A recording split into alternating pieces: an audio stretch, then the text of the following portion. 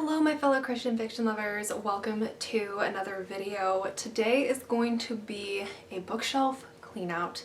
It is long overdue. I keep looking at books on my shelves and just thinking, I need to get rid of that. I really need to get rid of that. And hopefully, fingers crossed, by the end of the summer, I will have read through most of my TBR, my physical TBR, and I want to do a thrifting book excursion and take you guys with me and be able to donate all of the books that I want to get rid of.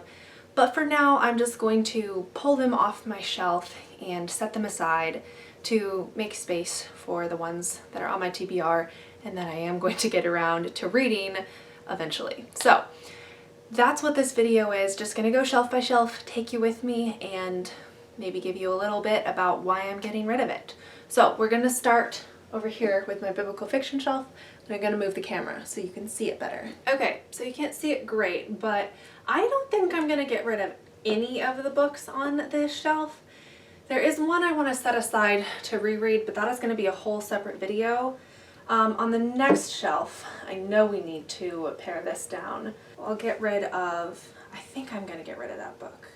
Okay, I know I'm getting rid of this series here, and this is the Alaskan Quest series. I have a series review. I read this quite a few months ago, and while I did like it, they were just pretty average books, and I just don't really want to keep them. I don't ever see myself rereading them. It was kind of nice while it lasted, but the stories just, you know, I didn't overly love them, but I didn't hate them, you know? They're just so average that I'm going to let someone else read them. And then the book right next to it is The Master Craftsman, which I just got this book a couple months ago. And I bought it like brand new, and I just don't want to get rid of it. Even though it wasn't my most favorite book, I didn't hate it, but I didn't love it. And I'm not a fan of keeping books that I don't really like and could potentially see myself rereading one day. I think I'm gonna hold on to it for now because I did just get it, and like getting rid of it right now, I don't know. And one book I'm also unsure about is this Farmer's Daughter romance collection. I think I'll probably get rid of it because the stories were nice, but like, I don't ever think I will think, oh, I want to read that story specifically and go pull this book out just to read that story. So I think I'm just going to let someone else read it. I'm not going to get rid of it right now, but this is the copy I have of The Forgotten Garden. It does not match my other two Kate Morton books, so eventually I'm going to get rid of this copy and buy the matching one. I never do that, guys. I never buy matching copies, but I value my Kate Morton books so much, so I will do it. I'll probably get it off of thrift books. But for now, like until the replacement copy is here and I actually break down and buy it, we keep. This is a book that I did enjoy. I gave this book 4 stars. It's called The Light Over London. It's a time split. It's not Christian fiction, but it's worth a read. Now that I'm looking at it, I actually think I'm going to keep it. I wasn't going to, but I go back and forth on this book. This is The Tattooist of Auschwitz by Heather Morris. I did and I didn't like this book.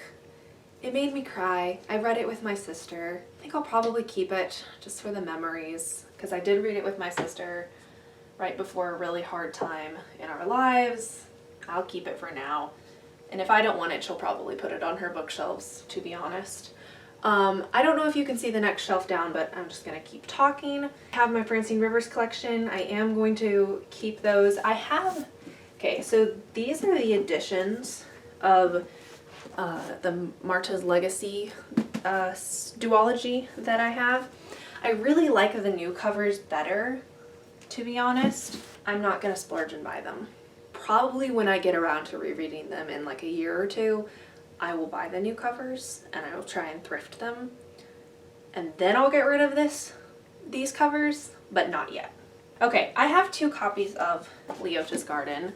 I have this really pretty one here. You can't tell, but the cover is like embossed with the tree branch.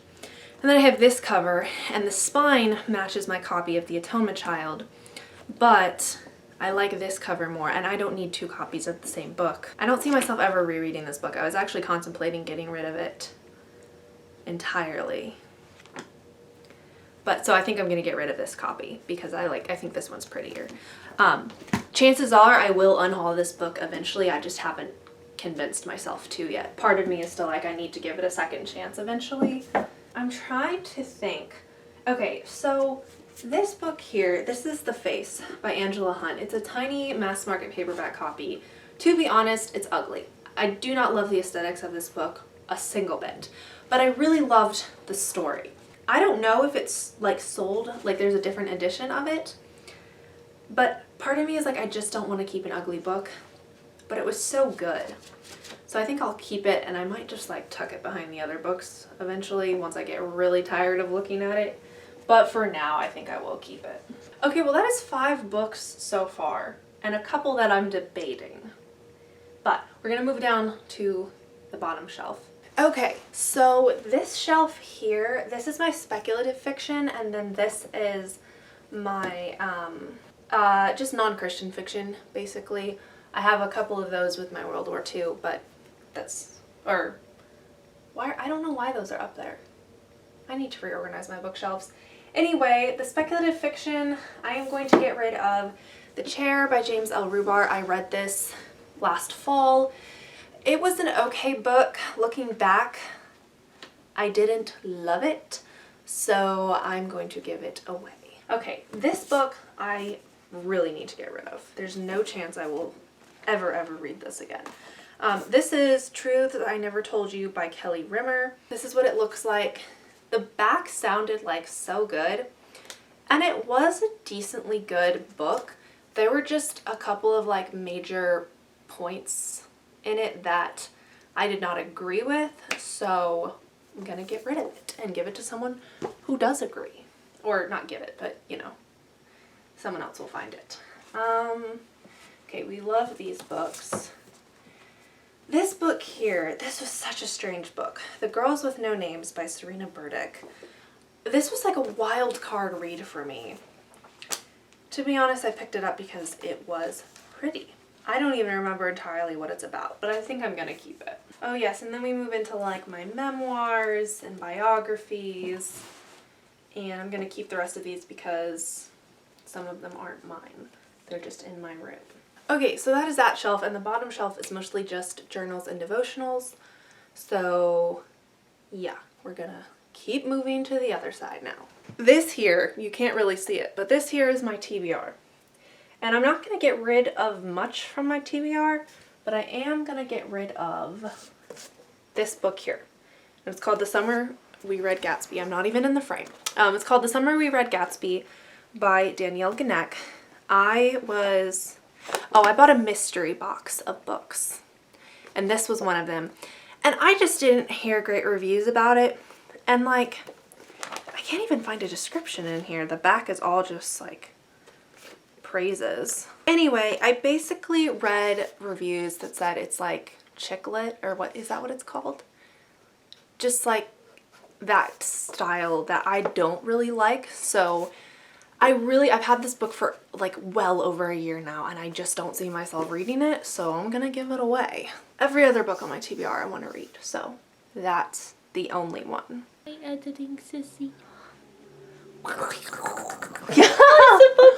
It's a puppy! Observe how much money this took. Too much. Okay, this is my nonfiction here. Below it is all my kids' books, which I can't justify getting rid of because they're not all mine. I share them with my sister. But anyway, this is my very small nonfiction shelf. I don't think I will get rid of any of these books. Some of them I definitely want to read again.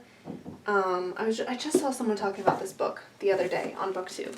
The Purpose-Driven Life by Rick Warren is such a good book, and I really think I'm gonna like slowly go through it again, like maybe longer than 40 days.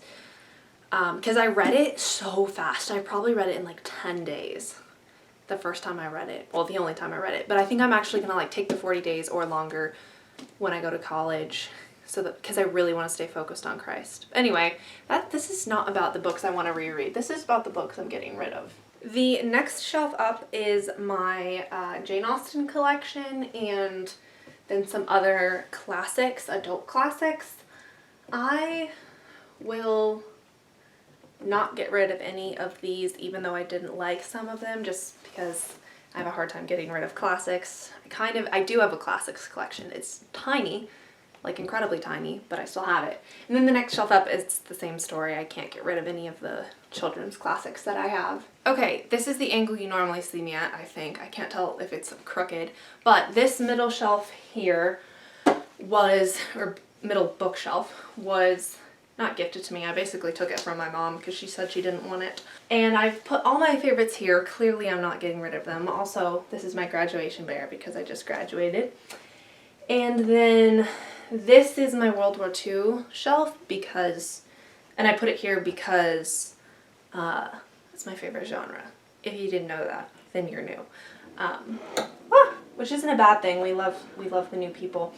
The only books, I guess, I would consider getting rid of on this shelf is Catching the Wind by Melanie Dobson, Whose Waves These Are by Amanda Dykes, and Until Leaves Fall in Paris by Sarah Sundin. Catching the Wind, I cannot for the life of me remember what that book is about. I know I read it, but I cannot remember what it's about. So I think I'll probably add it to my reread list this year, which I need to start rereading some books pretty soon if I want to reach my goal. Whose Waves These Are, I don't know. I think it was probably just the time, like the period of life I was in when I was reading it. I didn't love it, but it was a good book. So I probably will keep it. And then Until Leaves Fall in Paris just didn't meet my expectations or the reviews that I saw of it. And it was a 3-star read for me, but I'm gonna keep it.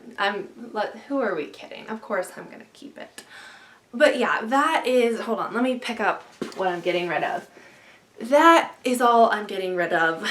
1, 2, 3, 4, 5, 6, 7, 8. Oh wait, there's more actually. It's also these two books here.